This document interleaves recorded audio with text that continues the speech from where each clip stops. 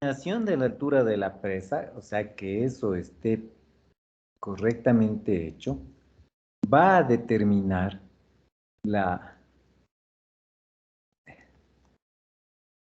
eh, a nivel técnico y económico, eficiencias bastante grandes, en el sentido de que,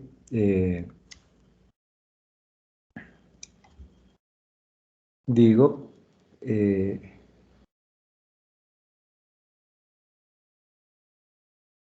por los volúmenes de materiales de obra que se acumulan en una presa, eh, un metro o menos de un metro, una fracción de metro, en el error de la determinación de la altura de la presa es bastante grande. Y en realidad, o sea, es bastante complicado porque, como ustedes saben, ustedes entienden, la ingeniería civil es una de las profesiones más susceptibles de corrupción. Por eso ¿cómo es esto? De los volúmenes de obra muertos y todo eso, que van a estar presentes. Entonces, bueno, en obras civiles ustedes ven que el 10%, no sé qué, para poder conseguir contratos, por un lado. Por otro lado, es en los volúmenes, en la calidad de los materiales, etcétera, que se puede hacer, hacer las cosas mal. ¿Ya? Yo he visto de proyectos de presas en los que o sea, han estado ya con proyectos para construirse y, por ejemplo, en la presa me acuerdo que tenía más o menos 40 metros de alto, 36 metros más exacto, 36 metros de alto. Cuando se hicieron los estudios ya luego, para determinar la altura de la presa, esa presa debería haber tenido 22 metros de altura y creo que al final quedó en 20 metros o en menos inclusive. Y se imaginan el costo de duplicar la altura de la presa es extravagante. Entonces, por un lado eso.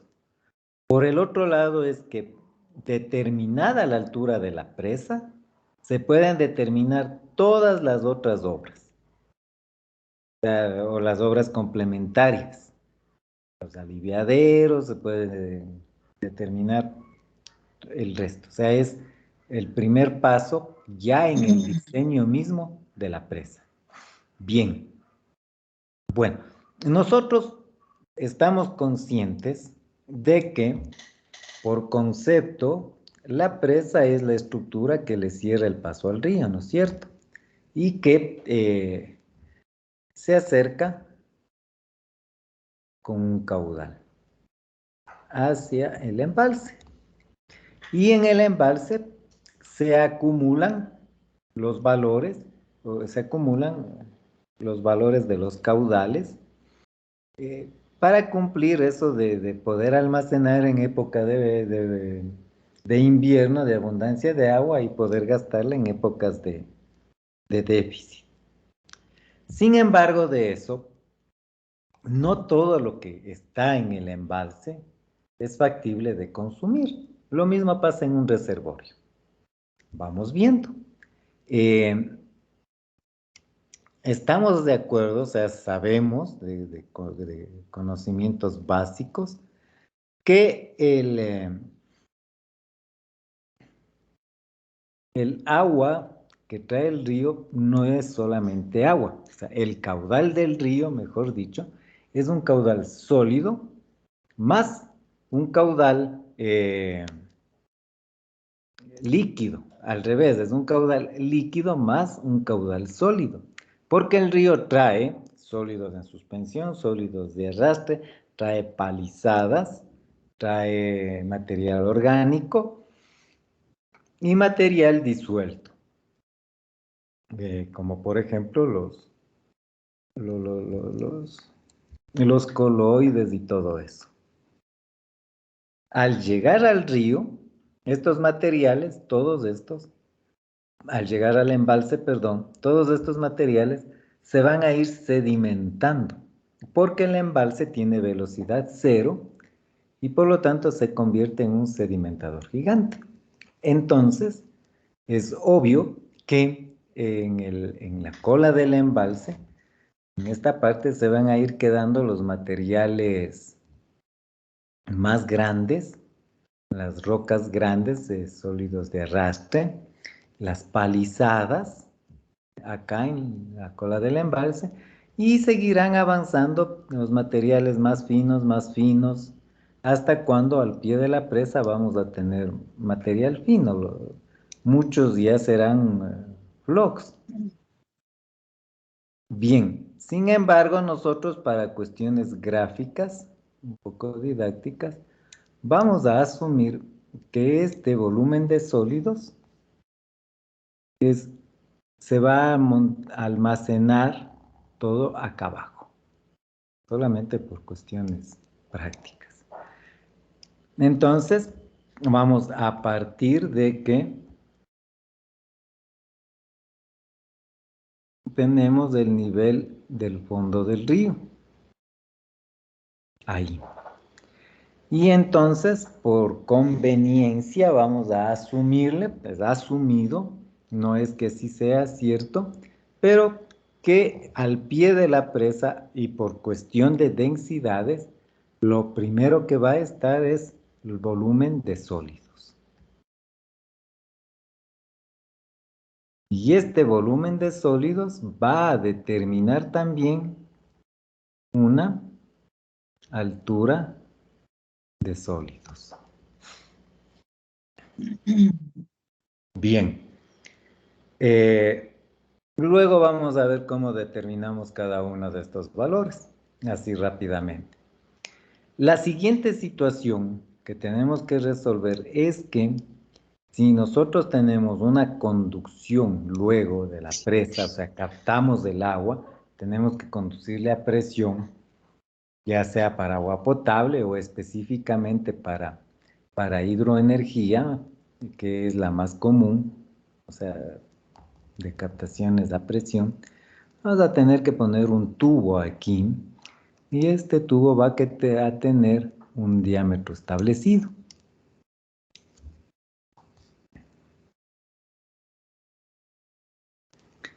Pero como la tubería es a presión, es susceptible, es susceptible de cavitación. Y a estas alturas, a estas cargas tan altas de agua, caudales grandes y velocidades también altas, la frecuencia con que se presente la cavitación es la frecuencia es mayor y las consecuencias también pueden llegar a ser catastróficas, muy grandes. Entonces nosotros debemos estar seguros de que a este tubo de aquí, que tiene un diámetro,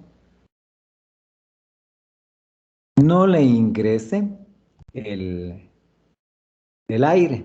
Para eso debemos determinar o establecer aquí a breves rasgos una altura de cavitación que va a ser inicialmente 1.5 veces b al cuadrado sobre 2g, es decir, la energía cinética, y que esta altura de cavitación tiene que estar por sobre el tubo. ¿Ya? A esta suma del diámetro del tubo más la altura para prevenir la cavitación, nosotros le vamos a llamar como altura blindada. O sea, esto que tengo aquí va a llamarse altura blindada. Y me va a dar paso a un volumen blindado también, que en definitiva, en condiciones de operación normal, esta altura blindada o volumen blindado no deben disminuir del valor establecido. A lo que me refiero es que en condiciones de operación normal, nunca el agua debe estar por debajo del nivel mínimo aprovechable. Ese es mi nivel mínimo aprovechable. No puedo bajar de ahí bajo ninguna condición. El momento en el que me baje aunque sea 1 milímetro, ya le estoy poniendo en riesgo a la tubería del fenómeno, de tener el fenómeno de cavitación. Luego de eso, viene el volumen útil. Este volumen útil es el volumen del cual sí podemos disponer. En épocas de verano, el nivel del agua bajará hasta aquí. En épocas de invierno, en el proceso nuevamente de llenado del embalse, el nivel del agua subirá. Por lo tanto, aparece el concepto del volumen útil, del que sí dispongo para poder operar el embalse. Sea cual sea el uso que se le vaya a dar, tiene que estar bien marcado este volumen útil. Ahora bien, como es volumen útil, debe estar, como es volumen útil, debe estar marcado y debe ser el límite al que el agua va a llegar nuevamente en condiciones normales. En condiciones de operación normal, el agua no puede superar el volumen útil. Por lo tanto, le voy a poner que es un vertedero de excesos,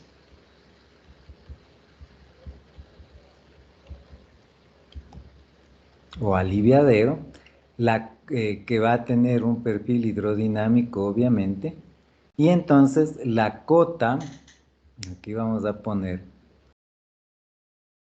que esta es la cota del labio del vertedero. Debe coincidir la cota del labio del vertedero con la cota máxima del volumen útil. A esta cota máxima del volumen útil nosotros le vamos a dar el nombre de nivel máximo aprovechable. Con este volumen de aquí a acá contamos para poder operar la presa. Y entonces cualquier agua, cualquier volumen de agua que sobrepase este nivel máximo aprovechable, se va a convertir en altura vertiente a cualquier cantidad de agua extra que llegue y que haga que el embalse suba de nivel por sobre el máximo aprovechable, se va a convertir en altura vertiente y va a ser evacuado por el aliviadero. Ya, de esa forma controlo. Bien, esta altura vertiente que les digo, el nivel del agua que va a subir cuando hay lluvias, por ejemplo, va a ser variable. Por ejemplo, yo tengo el embalse lleno y llueve un poquitito en la cuenca de aportación. Una lluvia no muy fuerte. Ese se convierte en caudal en el río y ese caudal acá se almacena como volumen.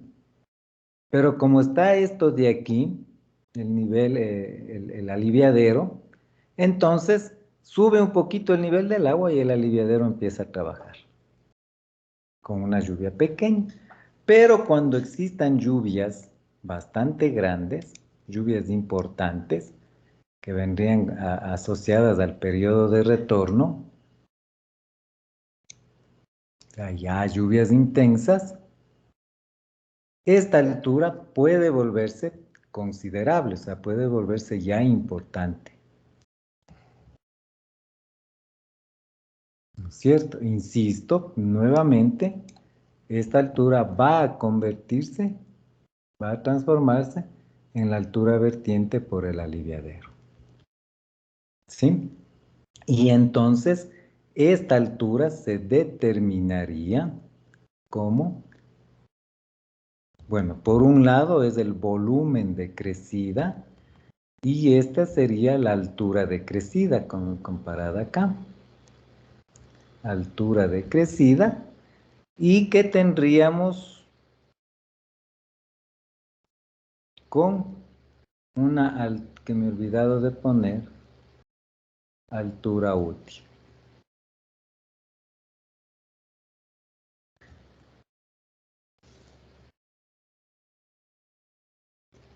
Ya. En embalses, en presas, en embalses, el nivel máximo aprovechable, pues, perdón, el periodo de retorno, a eso me quiero referir. En presas y embalses, el periodo de retorno está en función, como todo, del riesgo.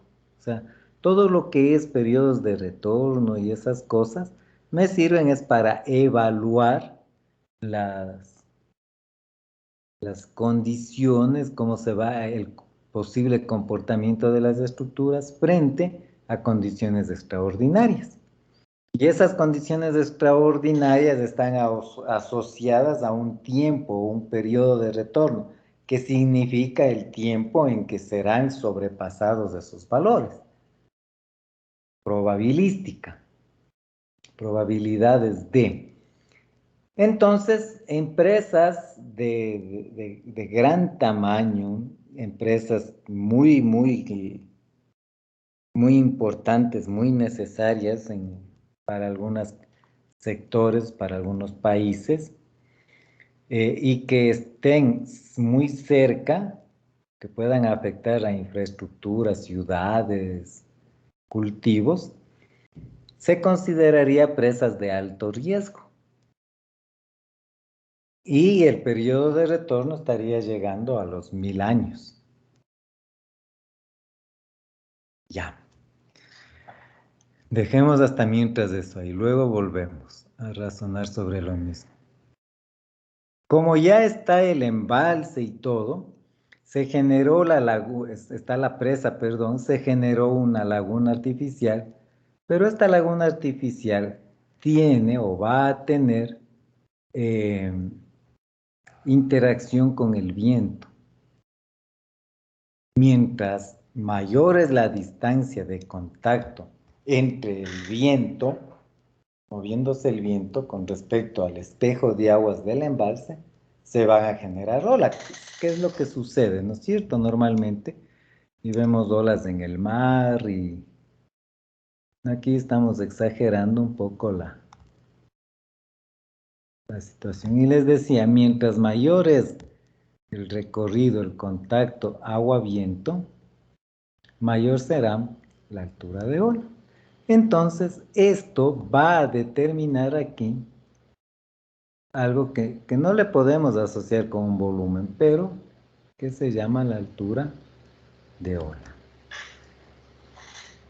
Bien, si nos damos cuenta, a partir del nivel máximo aprovechable para arriba, del nivel máximo aprovechable para arriba, lo que sucede es que estamos considerando cosas adversas, o sea, que no le benefician, más bien le perjudican a la presa, al embalse. Y hemos considerado crecidas extraordinarias y olas. Dentro de estas condiciones adversas que se pueden generar, podemos enumerar, podemos decir varias, ¿no es cierto? Podemos poner varias. Es decir, ya están las crecidas con el volumen de crecida que me daba una altura de crecida. Y está también la altura de ola. Podemos pensar ir pensando, ir enumerando, digo, otras condiciones adversas, como por ejemplo, deberíamos poner aquí una altura de sismo. Deberíamos poner una altura por efectos antrópicos, etcétera, etcétera. ¿Ya? ¿A qué me refiero con la altura de sismos? Con la altura de sismos me refiero a que cuando se presenta un sismo, al tener la parte del recipiente, es decir, la presa y el suelo, van a tener una inercia al movimiento diferente a la que tiene el agua. Y el agua es un fluido. Lo que va a generar entonces es movimientos relativos del agua con respecto al vaso del embalse, al recipiente, y obviamente con respecto al cuerpo de la presa. Eh, Esto le hacen visible cuando hay terremotos, ¿no es cierto? Encontraron la mejor forma de poner en videos, por ejemplo, de demostrar la magnitud de los terremotos.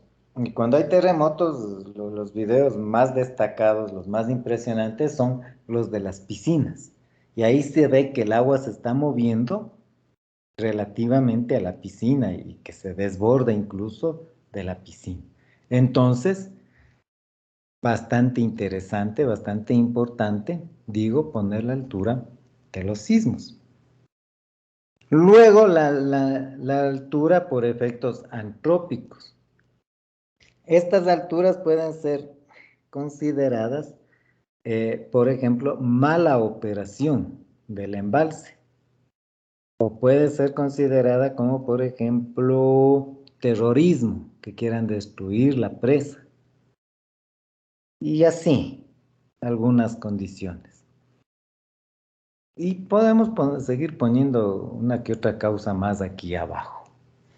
Sin embargo, vamos a hacer el siguiente análisis.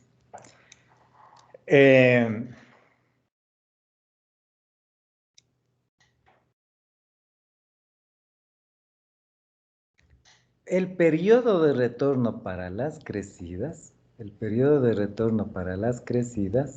les decía, en empresas muy importantes, podría llegar a 1000 años. De hecho, yo tenía un profesor en pregrado que él solía decirnos, es que presas, el periodo de retorno se calcula para 1000 años y se comprueba para 10.000 años. Se calcula para 1000 años y se comprueba para 10.000 años. Nos decía eso. Y inicialmente nosotros teníamos esa concepción, ¿no? De que todas las presas deben calcularse para ese periodo de retorno. Cuando en realidad se deben calcular las presas en función del riesgo que genera. Pero eso ya creo hemos conversado o conversaremos en algún momento. Entonces, dejémosle para un periodo de riesgo, de retorno, perdón, periodo de retorno de 1000 años. La altura de olas, dependiendo del riesgo de la presa, se podía considerar de 10 a 100 años. Para agrandar el asunto, pongámosle 100 años. Yo no sé cómo se haga el cálculo, pero ¿cuál es la probabilidad de que sucedan las dos cosas simultáneamente? No va a ser ni de 100 años ni de 1000 años, va a ser mayor. Va a ser mayor, de eso sí estoy seguro. ¿Cómo se calcula? No sé. Pero va a ser mayor la probabilidad de simultaneidad de los dos eventos, va a ser mucho mayor. Luego de eso, tomemos el sismo. ¿Cuál es la probabilidad de que, yo no sé, el periodo de retorno de sismos puede ser 100 años también, puede ser 1000 años? Pero ¿cuál es la probabilidad ahora de que se sucedan los tres eventos simultáneamente. Bajísima, o sea, pongamos 1500 años la probabilidad de que se suceda los tres fenómenos simultáneamente. Significa que si yo sigo cogiendo todos estos, porque por acá podríamos poner erupción volcánica, eh, como es, tsunamis, tifones, todo lo que se nos ocurra, pero tienen una probabilidad de que suceda muy baja. Entonces, para eso, entonces, yo con estas dos de aquí me doy por satisfecho y digo, asumo el riesgo de estas por las probabilidades extremadamente bajas. Imagínense, periodo de retorno 1000 años, cuando la presa en realidad tendrá una vida útil de 100. Entonces, es casi imposible que vaya a suceder. Simultáneamente los tres es una cosa absurda. Solamente a los japoneses les pasó algo parecido, que en realidad no fue así. Porque ellos, los japoneses, hace unos más de 10 años, tuvieron un terremoto. Tuvieron un terremoto. Ese terremoto propició un tsunami. Y decían en ese entonces, no sé que sea cierto o hasta dónde sea cierto, decían que se presentó sí una fuga nuclear.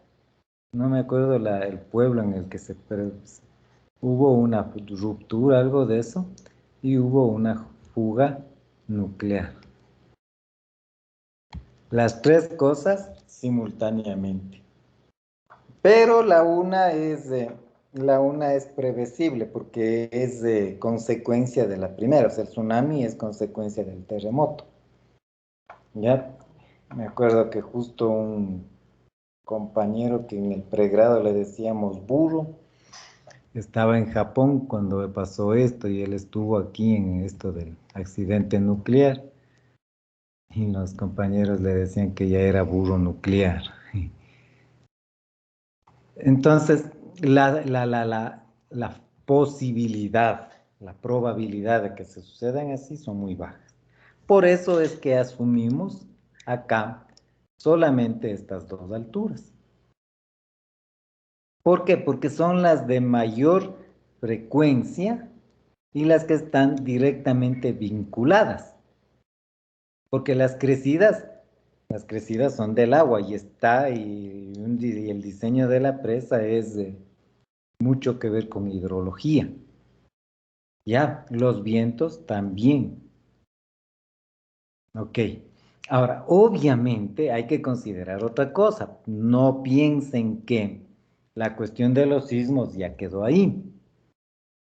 Para la altura de la presa no les considero por probabilidad, pero para la estructura como tal de la presa, el cálculo estructural de la presa y obras complementarias, sí se debe considerar.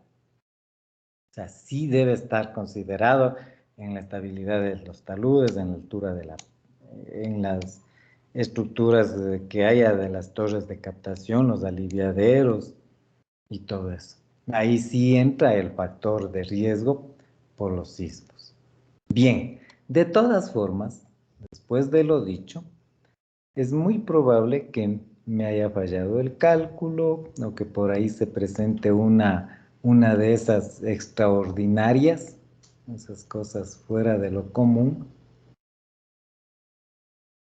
Y para eso yo voy a dejar aquí una altura de resguardo. Esta altura de resguardo, digo, está en función del riesgo que generaría el colapso de la presa y me sirve para salvar algún error de cálculo, algún evento extraordinario o una simultaneidad de eventos. ¿Ya? O sea, es mi factor de seguridad. Todo esto con el estas tres alturas finales, la de crecida, la de ola y la de resguardo, con el fin de evitar a toda costa que el agua se vaya a desbordar por sobre la corona de la presa.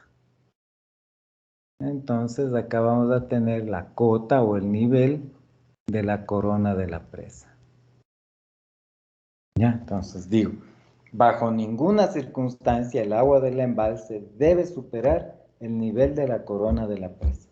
Especialmente en presas de material suelto, es sinónimo de colapso, de que se me fue la presa en el agua. ¿Ya? Bien, ahora la cosa es cómo calculamos la altura total de la presa, porque hay que considerar que yo tengo aquí volumen de sólidos, volumen o altura blindada. Bueno, esta altura es fácil porque sumo el diámetro, calculo la altura para la cavitación y se fue la altura blindada. Este volumen de sólidos, pues tengo que calcular en función de lo que el río trae, el volumen de sólidos. Y va a ser siempre volumen, tengo que transformarle a altura. Luego este volumen útil va a ser calculado como volumen, tengo que transformarle a altura. Y acá tengo altura de crecida y altura de ola. Entonces la pregunta es, ¿cómo hago para calcular la altura de la presa? Para eso vamos a trabajar con la famosa que yo les decía, cuiden, pónganle atención a la curva área cota volumen.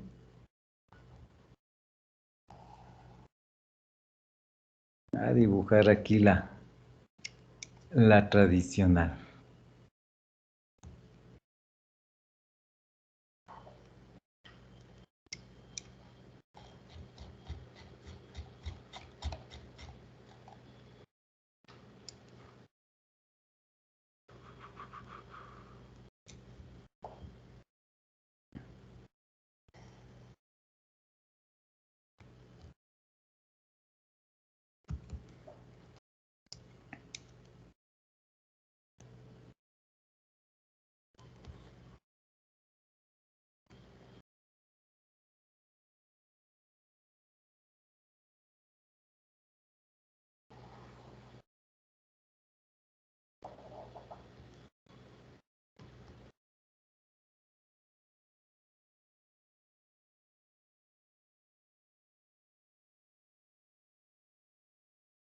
Ah, ya, permítanme un minutito porque me estoy asando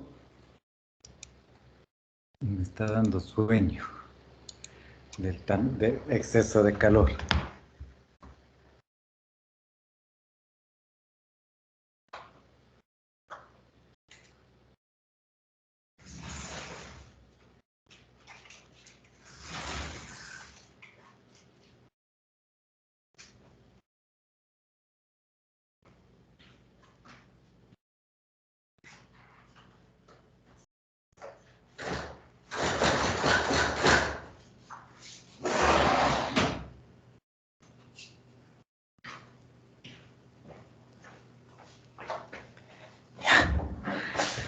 Gracias. Entonces, les estaba diciendo, calculo con la curva famosa que ya conocemos, área cota volumen. Entonces, acá pongámosle el área, por ejemplo, puede estar en hectáreas porque me da un mayor,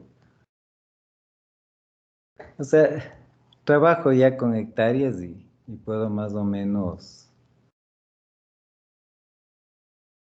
saber. Entonces, área cota que puede estar metros sobre el nivel del mar. Más o menos, yo digo, son tantas hectáreas y tengo en la mente, puedo imaginarme, valorar cuánto es eso. Y acá pongámosle el volumen, que por cuestión de escalas y todo, vamos a ponerle en hectómetros cúbicos.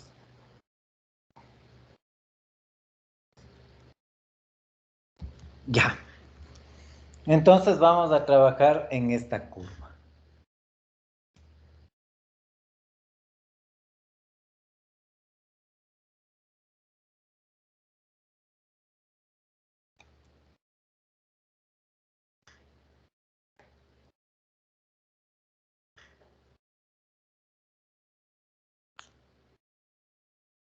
Está chueco aquí.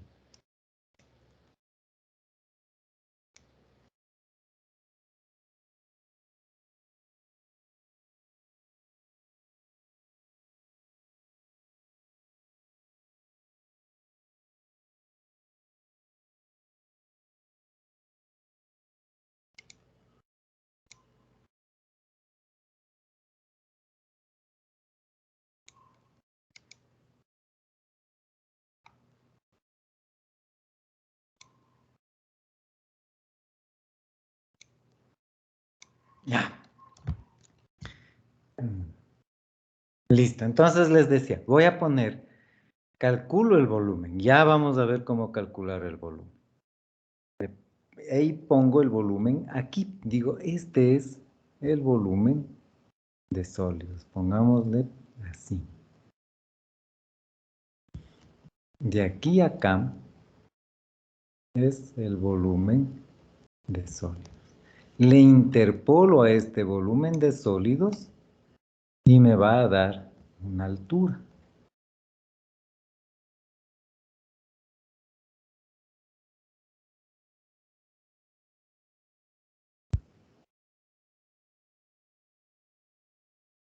Aquí. Bien, de tal forma que antes de esto me he olvidado de decirles que la altura de la presa, entonces, la altura total de la presa va a ser igual a la altura de sólidos más la altura blindada más la altura útil más la altura de crecidas más la altura de ola más la altura de resguardo. ¿Ya? Entonces, digo, los sólidos yo los puedo calcular como volumen. Y entonces pongo aquí como volumen. Y me da lo que sería la altura de sólidos, aquí. El diámetro de la tubería es una longitud. Y tengo que calcularle, o sea, le calculo como longitud, como diámetro. Lo mismo la altura de cavitación. Entonces, quién sabe, hasta aquí es el diámetro y la altura de cavitación está acá. Por lo tanto, aquí está la altura blindada. Y esta altura blindada a la vez era el nivel mínimo aprovechable. La altura blindada.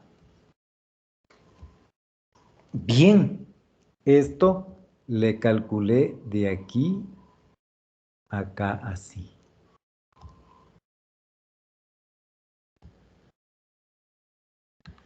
Esto está como para confundirse. Entonces pongámosle nivel mínimo aprovechable y esto es la altura blindada. Ya.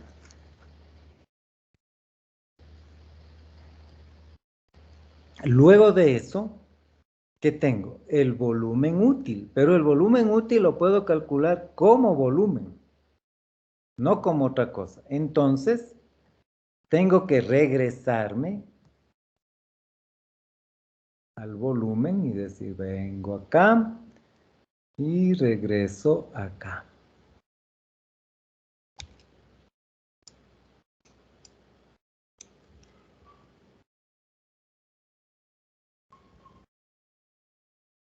Vengo acá. A partir de aquí,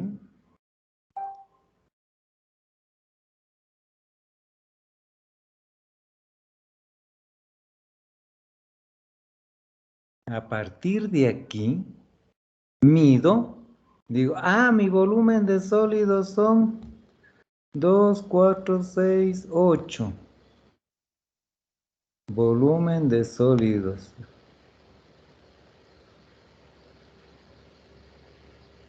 Así.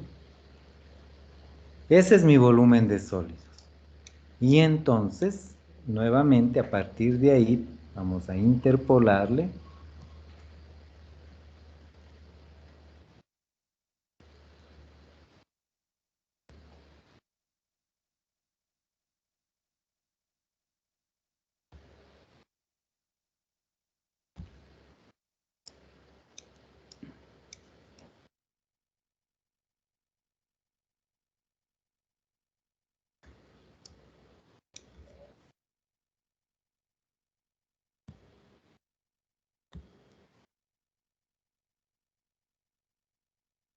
interpolo hacia acá y digo, este es aquí el nivel máximo de crecida.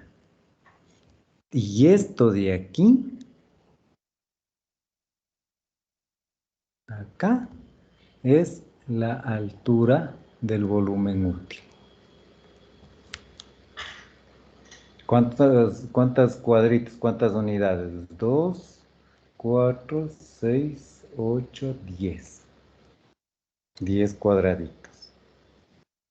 Y ahora sí he llegado acá y digo, bueno, pues estoy aquí. La altura de crecida sí la debo calcular o se calcula como lo que es, como metros. ¿Qué color estuvo la altura de crecida? Verde. Entonces, esta es la altura de crecida y este me da el nivel máximo de crecida. Luego tengo la altura de la ola y me da el nivel máximo de ola. Y luego tengo la altura de resguardo. Y acá he llegado a la cota o al nivel de la corona de la presa. ¿Cómo lo pusimos acá? Nivel de la corona de la presa.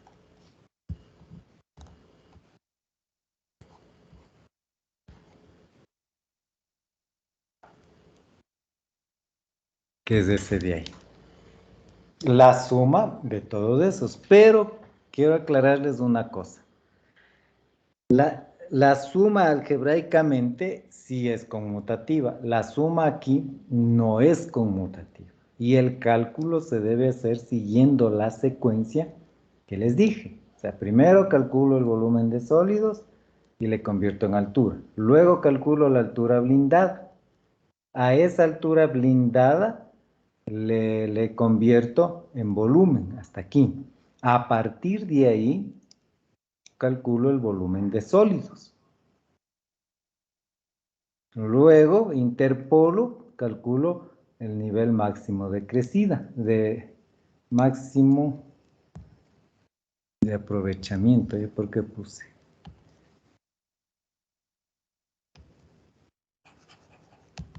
Nivel máximo aprovechable. Y de ahí voy subiendo el resto de alturas. En ese orden. Suelen cometer este error. Por eso estaba contando, 8 y 8, 16, 18. Suelen cometer este error, verán. Dicen, bueno, ya le voy a hacer caso y le voy a sumar en el orden que él quiere. Pero para facilitarme las cosas, primero transformo el volumen de sólidos a altura y voy a transformar el volumen útil, perdón, también a altura. Y de ahí le sumo. Y suelen coger y dicen, volumen útil es volumen útil. Y le ponen desde aquí. Entonces, ¿cuántas eran? 18. 2, 4, 6, 8 y 8, 16, 18. 18 cuadraditos. 2, 4, 6, 8, 10, 12, 14, 16, 18. Aquí. Ese le interpolan y le calculan la altura. Entonces cojo, lo interpolo acá y no me salió. Cojo, vengo acá, pa. Luego vengo acá, por aquí. Y me sale ¿cuánto? 2, 4, 6, 8, 10, 12, 14, 16, 18.5 metros de altura o unidades de altura. Calculado desde aquí, acá. Así. Entonces cogen y dicen, aquí altura 2, 4, 6, 8, 10. Altura de sólidos 10. Altura blindada 4. 14. Más. ¿Cuánto dije? 14, 16, 18.5. 14 más 18.5 son 32.5. Y 32.5 de ahí más 2 de crecida, 34.5. 2 de ola, 36. 2 de resguardo, 38.5. Contemos. Hasta aquí tengo 10, 14. La altura de crecida, calcularon cuánto era, 18.5, cuando en realidad es 1, 2, 4, 6, 8, 10. Ya, entonces tendría 14, 24, 26, 28, 30. Frente a 38.5 son 8.5 metros de más. ¿Por qué no se debe hacer conmutativo? Porque ustedes ya saben solamente viendo la curva. Si fuera una línea recta esta, sí podría ser, pero como no lo es, no puede ser conmutativo. Así, en un ejemplo rapidísimo, ya les demuestro que tuvimos 8.5 metros de exceso. De esa forma, y en ese orden, se calcula la altura de la presa. Bien, ahora lo que corresponde es ir viendo cada uno de los elementos de la altura de la presa.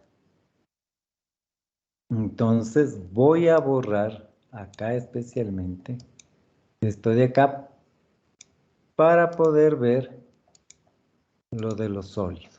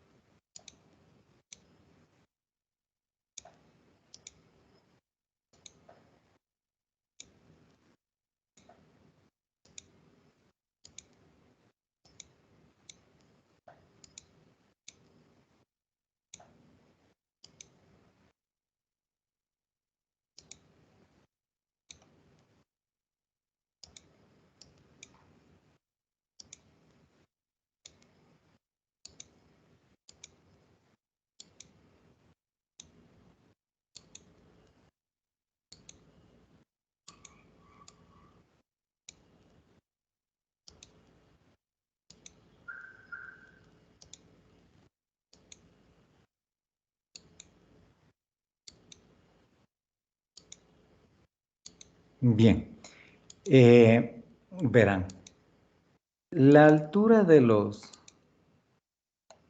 sólidos es un cálculo que es medio novedoso, no es totalmente nuevo, pero eh, más depende de la iniciativa mismo de quienes lo vayan a hacer. Sí hay procedimientos y todo, pero son procedimientos que están dados para cuando existe abundancia de datos. Y aquí, en nuestro medio, precisamente esa abundancia de datos es la que no tenemos.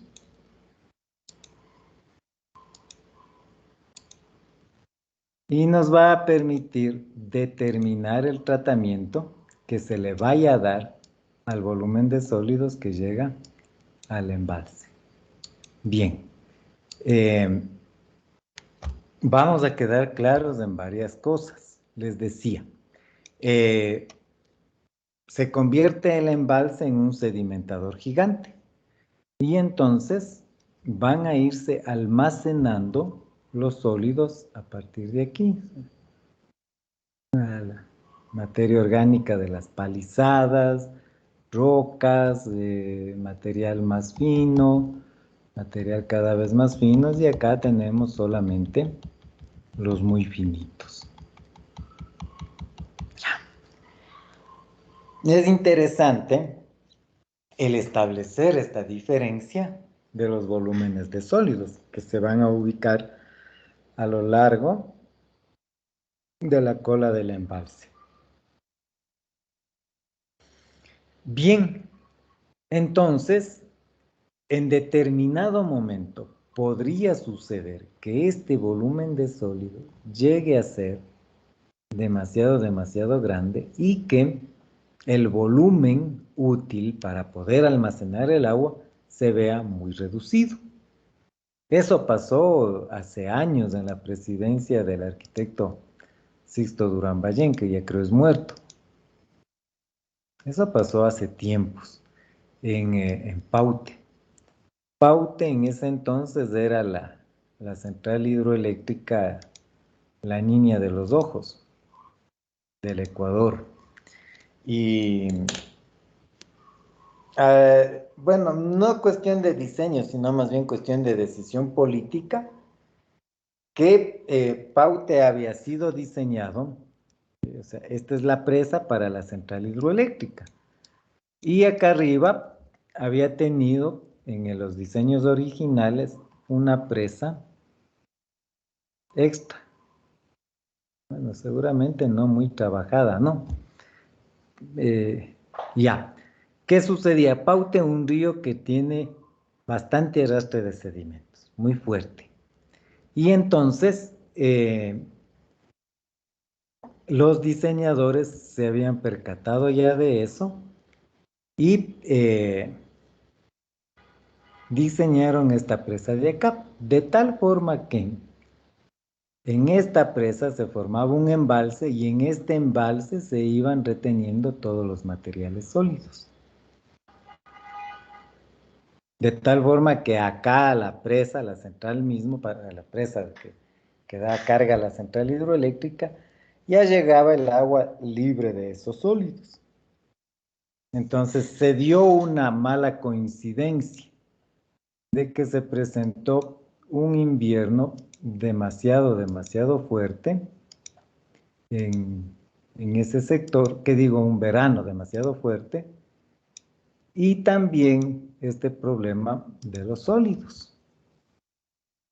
Entonces había estado demasiado asolvado el embalse, con el nivel de sólidos muy alto, y encima de eso dejó de llover, no llovía. Entonces, primero, no había espacio para almacenar agua, y segundo, no había agua que almacenar.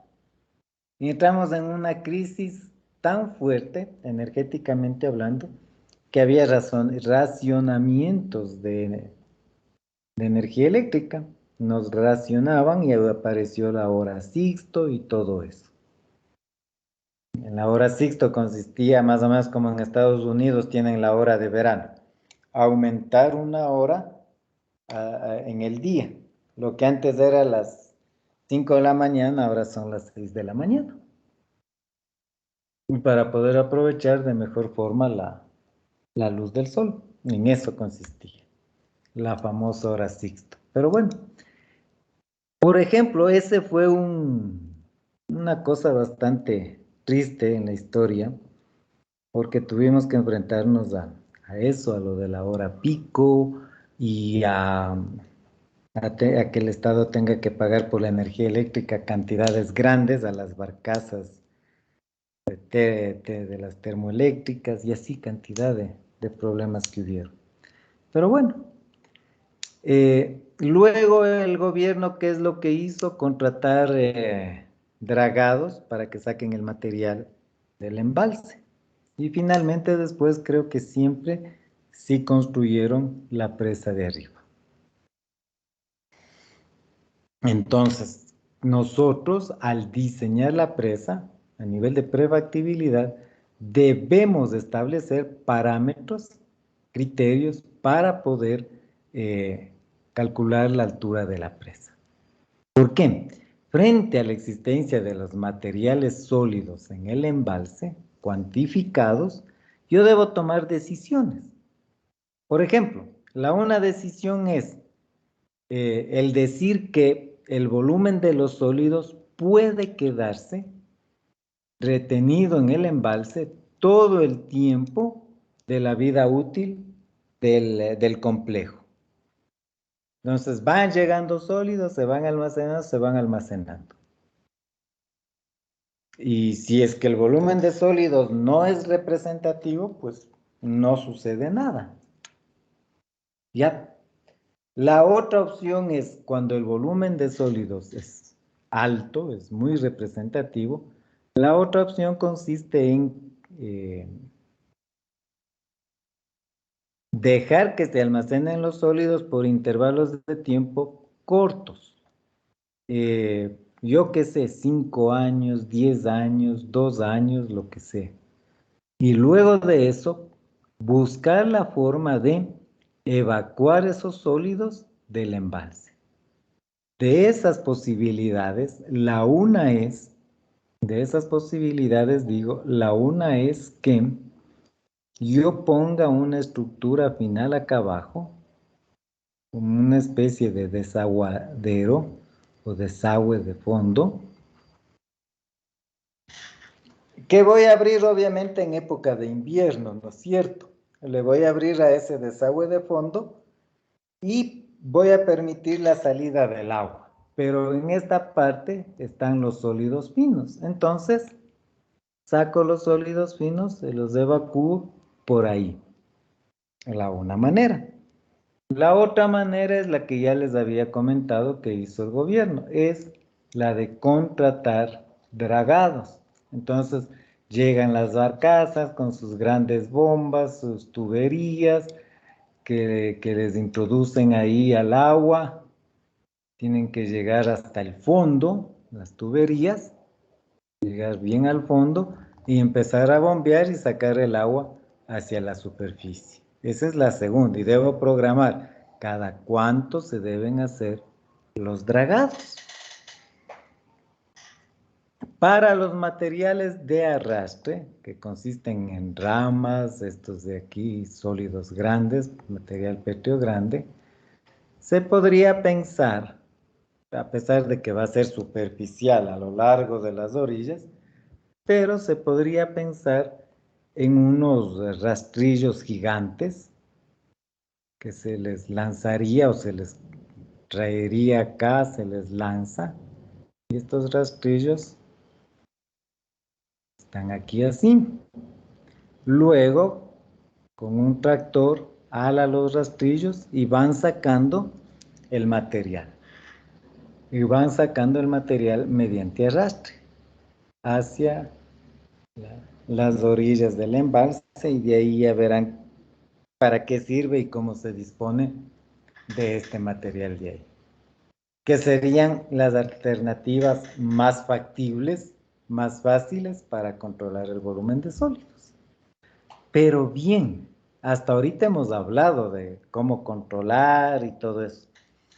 Pero la situación está, ¿cómo calculamos los volúmenes de sólidos? De alguna forma yo debo saber cuál es la cantidad de sólidos que están en el embalse y tomar decisiones. Entonces, hay para nivel de prefactibilidad, van a hacer ustedes una consulta rapidísima. Se van al repositorio de la UCM y van a encontrar una tesis de grado que hicieron el señor, y ahora son ingenieros, Pablo Quesada y Santiago Vázquez.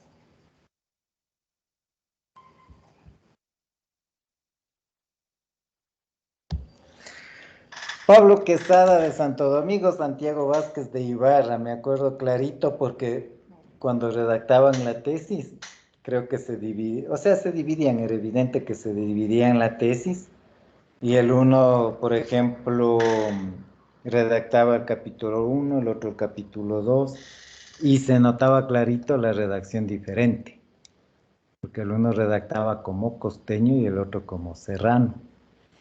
Pero bueno, en esta tesis ustedes más o menos, mejor dicho, en esta tesis es prácticamente un trabajo de los que ustedes están haciendo, pero ya con más datos y todo, cálculo de la demanda y todo eso. Y en esta tesis ustedes van a encontrar, van a calcular, van a encontrar y van a copiar, creo que tienen 10 métodos para valorar sólidos o para calcular sólidos en embalses.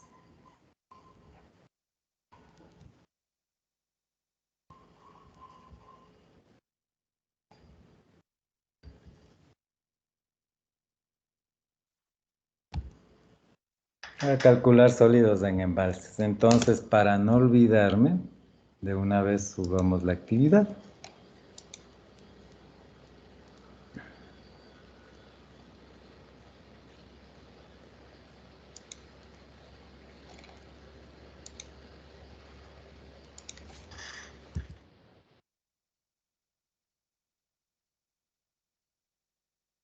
Está como referencia, ¿no? De ahí pueden ustedes consultar en cualquier parte.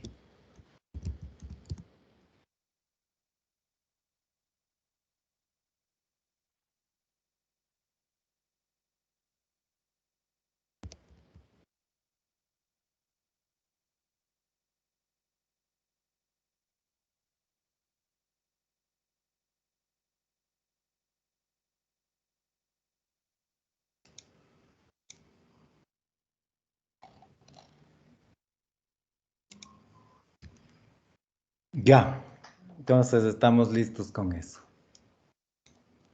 Entonces, van a encontrar ahí la forma y cómo calcular y van a,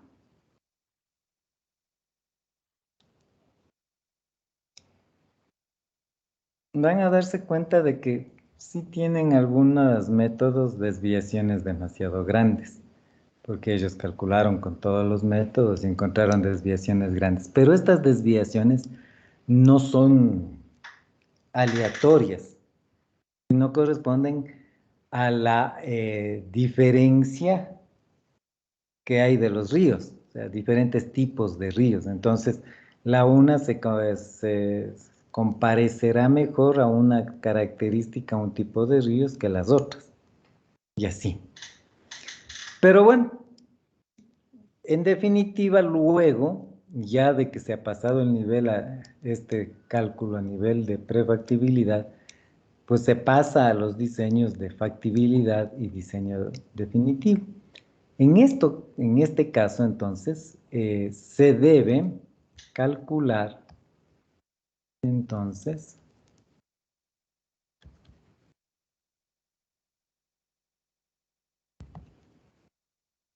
volumen de sólidos.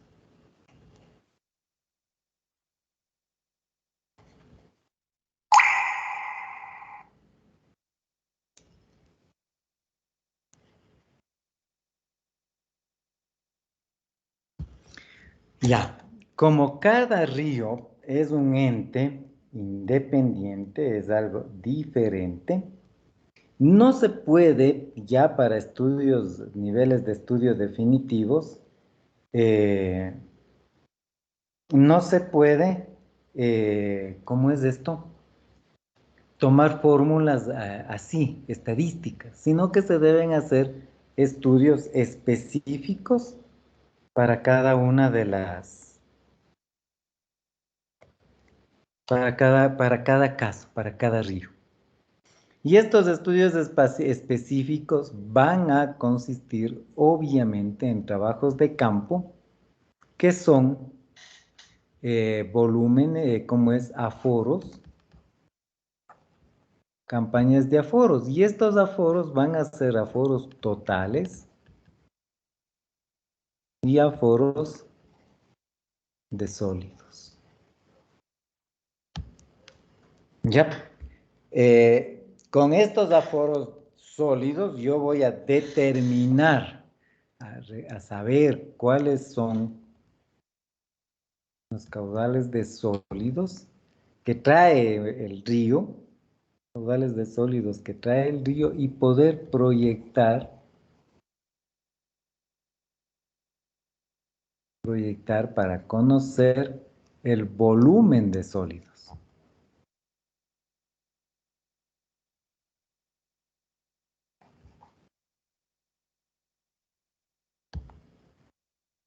¿Ya?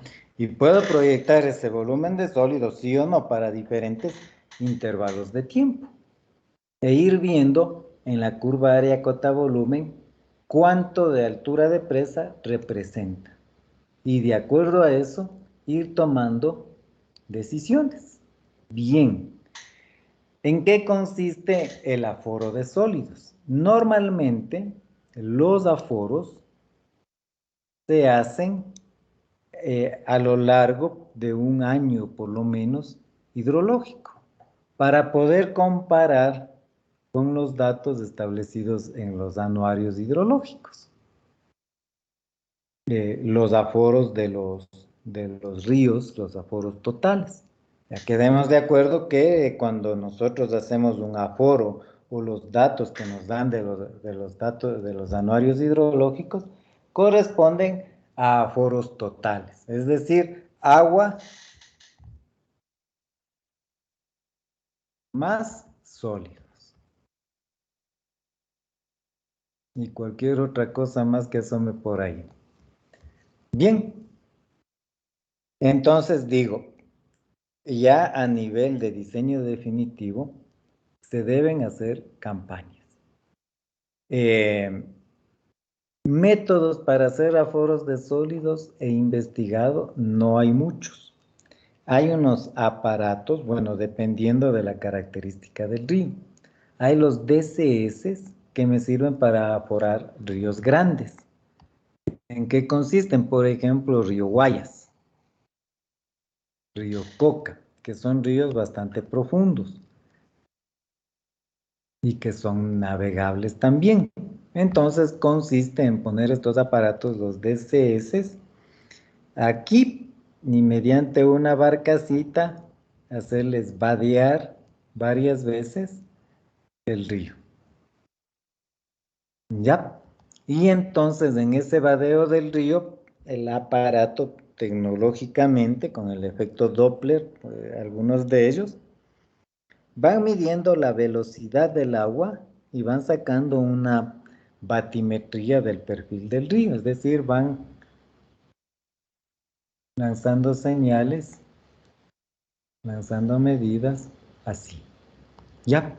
Y tienen tan buena tecnología, que ahí sí ya no sé cómo explicarles, no porque yo no sé de eso, que va midiendo también los volúmenes de sólidos que se va encontrando. Y ya tienen un aforo sólido. Para ríos menos navegables, más pequeños, existen otros aparatos que se los va introduciendo en el río y van midiendo la cantidad de sólidos. Más o menos como si fuera un molinete, ¿no es cierto? Y precisamente veamos esto.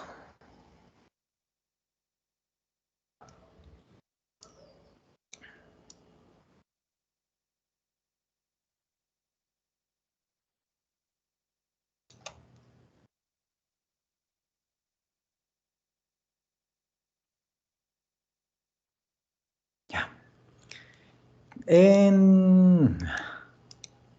Entonces digo, con el método de aforo del molinete es considerando que la distribución de velocidades no es uniforme en todo el cauce del río, entonces se van calculando o se va separando verticales, secciones verticales en el cauce y tomo una sección que vaya cada cierta distancia, no son equidistantes. Por ejemplo, 2, 4. Una vertical 2, 4. Otra vertical 2, 4.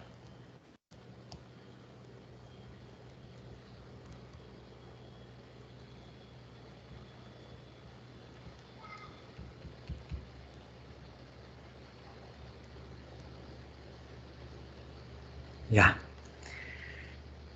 Y entonces, con el método del molinete, yo voy en cada vertical, voy midiendo al 20, al 40 y al 80% del calado. 20, 40, 80%. 20, 40, 80%. Y voy sacando por dos métodos que puedo sacar las velocidades. La una es sumar todas las velocidades y multiplicar por el área total y ya. La otra es ir sacando secciones y decir, este es el área 1, de aquí a acá sería un área 2, de aquí a acá sería un área 3 y así sucesivamente.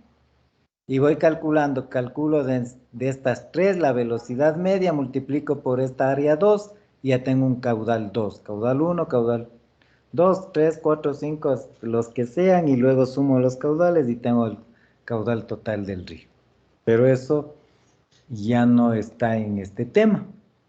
Bien, eh, digo, hay unos aparatos que no sé en realidad ni siquiera el nombre, que sirven para aforar. Y a eso se les va poniendo con el mismo criterio acá. Y ellos le van midiendo y le dicen, hay tanto de sólidos, o sea, el caudal de sólidos es de tanto. Sí hay esos aparatos, pero no he sabido, no he visto que en el país se pueda conseguir. O sea, tendrán unas 2 o 3 empresas, no más, porque no es útil. O sea, no es, como les digo, no es común el utilizar ese tipo de aparatos.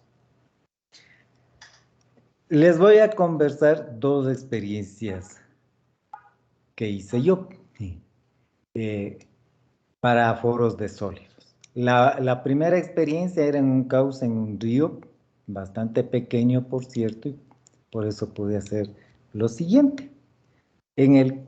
Busqué en internet y ahí me dieron la receta, relativamente fácil. Para poder aforar sólidos de arrastre, basta con hacer una zanja. Este es el cauce del río, se está moviendo así el caudal. Y en alguna parte que debe cumplir, ¿no? Condiciones de estar en una parte recta, con una pendiente uniforme, etcétera, etcétera. Cavo una zanja. No necesito ni siquiera que la zanja sea de dimensiones muy exactas. Cavo la zanja, terminar de cavar la zanja, está limpia en un TEM igual a 0. Luego de transcurrido un delta T, regreso al río, puede ser mediodía, un día, regreso al río y limpio la zanja y saco los sólidos de arrastre que se almacenaron aquí en la zanja.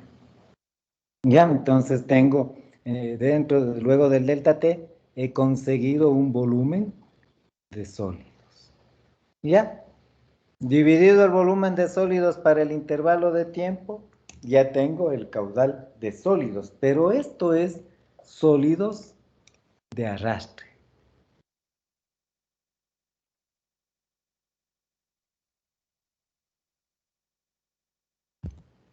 Nada más. Pero me ha quedado el problema de los sólidos en suspensión, enterito. Ya. Para eso, busqué nuevamente en internet, buscaba, y encontré la posibilidad, y hay aparatos para hacer esto, hay aparatos en el mercado. Eh, hay aparatos en automatizados, pero nosotros hicimos de la siguiente manera. Verán, la primera idea fue hacer un aro de dimensiones conocidas, por ejemplo, 4 o 6 pulgadas. Y en este aro colocarle una manga de los vientos, de los aeropuertos, que miden el viento. Y bueno, esto debería tener una agarraderita aquí. Y entonces, bajo el mismo criterio, digo que hice los apoyos los puntos NET 20, 40, 80, bajo el mismo, ir colocando este dispositivo de aquí. Y yo suponía, y decía, claro, le ingresa un caudal de agua y en esta parte de aquí se van a ir almacenando los sólidos en suspensión. Y estuvo todo correcto hasta ahí. Pero la amiga que me iba a dar haciendo ¿cómo es esto? La granulometría, me hizo caer en cuenta, me dice, verás, ¿qué pasa? Si se le pone una malla demasiado gruesa, como por ejemplo tul, gasa, algo de eso, demasiado separados los hilos, no vas a poder almacenar sólidos, solamente los más gruesos, porque todo el resto se te van a pasar. Por el contrario, si pones seda, por ejemplo, donde los hilos son muy pegados, en cambio, no va a entrar el agua, se va a llenar, no va a pasar el agua ni los sólidos porque es impermeable por muy fina y no vas a coger muestras, más bien las líneas de flujo se van a ir así y no va a entrar el agua porque esto ya está lleno. Así es que se fue la idea esta de aquí, o sea, no se pudo realizar. Luego encontré la idea de un aparato que estuvo automatizado, eh, que consistía en un tubo de diámetro conocido y volumen interno conocido también, y que más o menos, bueno, les dibujo la idea con la que a la final nosotros hicimos, o sea, no fue, no es la gran cosa. Es un tubo que se le cortó, o sea, obviamente por el diámetro ya no se puede establecer, ¿no es cierto? O sea, no se puede escoger el diámetro. Un diámetro establecido, pero cortado de una longitud tal que sabía que en ese tubo podía conseguir 10 litros de agua, por ejemplo.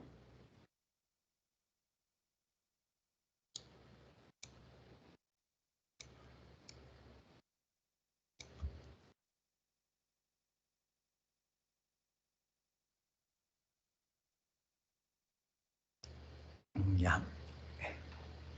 El aparato que yo vi en el internet tenía en ambos extremos, bueno, tenía una manija y en la manija tenía una palanquilla y con la palanquilla se podía gobernar dos tapones que estaban en ambos extremos y estos tapones eran simultáneos. O sea, se abrían y cerraban al mismo tiempo. Pero como nosotros no teníamos ni tiempo ni dinero para poder hacer esos tapones, no había los recursos, entonces simplemente supusimos lo siguiente. ¿Qué tal si yo le pongo a este tubo, por ejemplo, de 4 pulgadas, compro dos tapones? Y entonces, obviamente tienen que ser herméticos los tapones. Entonces, el flujo del agua está en este sentido, colocado de acuerdo al criterio de la con molinete, en los diferentes puntos. El flujo del agua está en este sentido, y claro, incluso si es que le hicimos biseladas de los extremos de los tubos, el agua no tenía interferencia para entrar al tubo, o sea, porque simplemente cruzaba, atravesaba el tubo. Luego de eso, entonces le poníamos, alguien sostenía el tubo y otras dos personas le tapaban aguas abajo, aguas arriba. Y teníamos una muestra, que ya sabíamos que era 10 litros, por ejemplo. Sacábamos, vertíamos eso en un recipiente y íbamos por la siguiente muestra. Y así sucesivamente, tantas veces, tantos puntos de aquí. Ya, luego ya hecha la experiencia, eh, vino la parte aburrida porque tocó estar en el agua. Ya tenía una tina bastante grande, llena con agua, y no podía traer y me iba a regar el agua. Entonces le dejé que se sedimente por unas 2, 3 horas, no, tarde completa, y boté el agua de la superficie. Y a el agua de abajo que tenía los sólidos, traje al laboratorio. Y luego en el laboratorio mi amiga le metió a la estufa para que se evapore el agua. Bueno, hizo que se evapore el agua, luego sacó los lodos, metió al horno, en el horno secó, hizo granulometría y midió el, el volumen de material que habíamos obtenido. De esa manera. Entonces, más o menos, más fácil les explico con un ejercicio matemático. Verán, ¿en qué consistió el cálculo ahora del caudal de los sólidos? Consistía en que nosotros habíamos recogido, supongamos que eran 20 muestras de 10 litros. Eran 20 muestras de 10 litros. Por lo tanto, el caudal de muestra que tenía agua más sólidos era igual a 200 litros. Listo. Habíamos de, ¿qué digo? El volumen. El volumen es esto.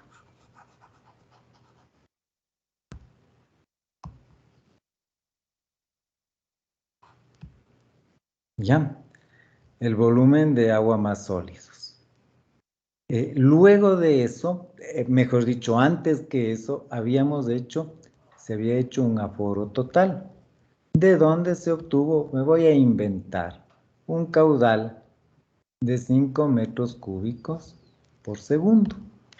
Se obtuvo un caudal de 5 metros cúbicos por segundo. Aquí empezamos un poco a discutir, a dudar, y decíamos qué sucedía, o sea, cómo fuera, si es que,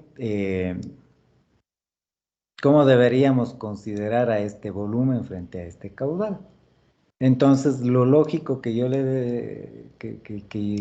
que yo les decía y luego llegamos a concluir eso mismo es que como si hubiéramos puesto un recipiente aquí que cubra toda el área y hubiéramos recogido los 200 litros. ¿Ya? Por lo tanto, calculamos el delta T. Y el delta T me decía lo siguiente.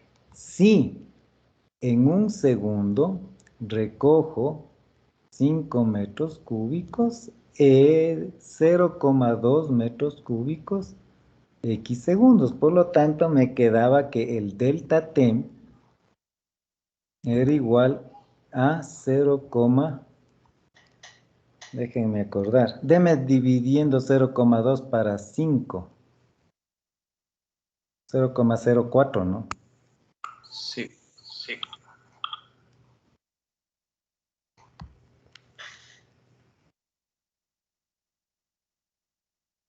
0,04 segundos. Entonces, ¿qué es lo que quiere decir? Que habíamos empleado, entre comillas, cuando nos demoramos horas, pero en recoger esos 200 litros a un caudal de 5 metros cúbicos por segundo, el delta T era de 0,04 segundos.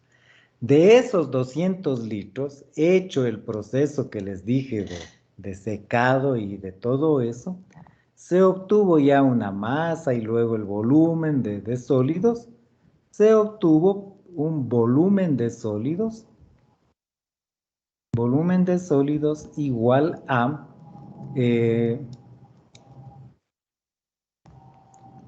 pongámosle, debe haber sido algo así como, pongámosle 1 litro de sólidos. De los 200 litros me quedé con 1 litro de sólidos, luego del secado y de todo. Por lo tanto, el caudal de sólidos es igual al volumen de sólidos dividido para el delta T. Y esto es igual a 0,12 metros cúbicos dividido para 0,04 segundos. Lo que me dice que el caudal de sólidos es igual a ¿cuánto?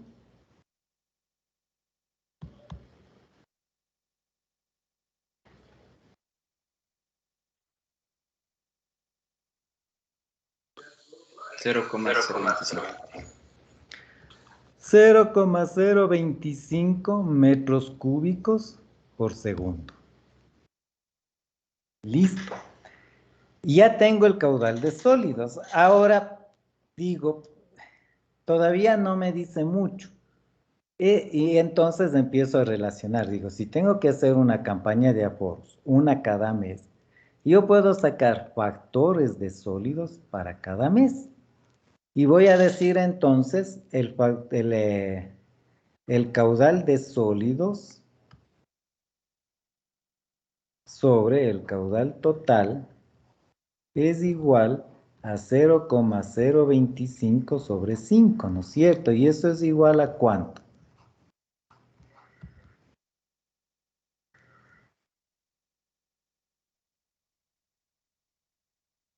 Así. Déjenme verificando que eso esté bien. Y ese se convertiría en un factor de sólidos. Lo que quiere decir que el caudal de sólidos es igual a 0,005 veces el caudal total. Y esto yo puedo asumir este factor para cada mes. Y ahora sí, vamos a suponer que pasó el tiempo y yo ya hice 12 aforos de un año seguido, o sea, uno cada mes. Luego tomo los caudales medios mensuales del año medio. Repito, caudales medios mensuales del año medio. Y voy a decir lo siguiente. Tengo mes, días por mes, caudal total, factor de sólidos, caudal de sólidos. Entonces voy a tener enero, febrero, marzo, abril, mayo, junio, julio, agosto, septiembre, octubre, noviembre, diciembre. Días por mes, 31, 28, 31, 30, 31, 30, 31, 31, 30, 31, 30, 31. El caudal total, por ejemplo, aquí para enero era 5. Acá pongámosle 6, 7, 8, 6, 5, 4, sucesivamente. El factor de sólidos para acá era 0,005. Por lo tanto, el caudal de sólidos valía ¿cuánto? 0,025.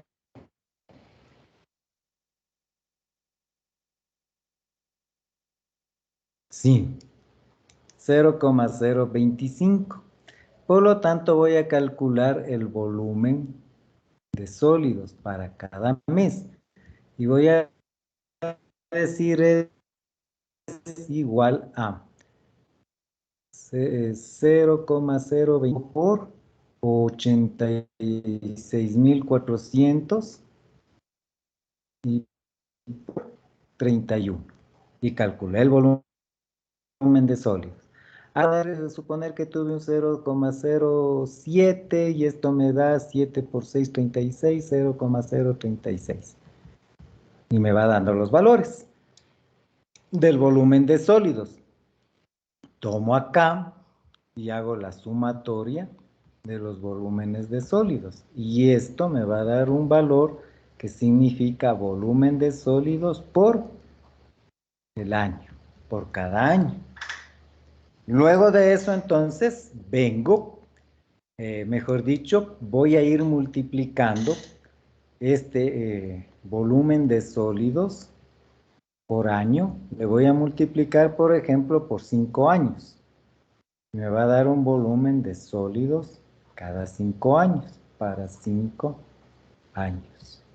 Vengo a la curva área cota volumen y veo. Y digo, ¿cuánto me salió este volumen de sólidos para 5 años? ¿Cuánto me sale para 10, para 15, para 20, para 25? Y si voy viendo que ese volumen de sólidos va a representar una altura demasiado grande, me voy al tema en que tengo que ir deshaciéndome de los sólidos, ya sea por dragado, ya sea por arrastre o por el desagüe de fondo. Tengo que irme deshaciendo temporalmente de los sólidos. Y en el plan de operación, mantenimiento del embalse, debo decir, que se debe limpiar cada cierto tiempo los volúmenes de sólidos. Listo, jóvenes, nos vemos la siguiente semana. Buena semana, que les vaya muy bien. Gracias, Inge. Hasta Gracias, luego. profe. Hasta luego. Gracias. Gracias.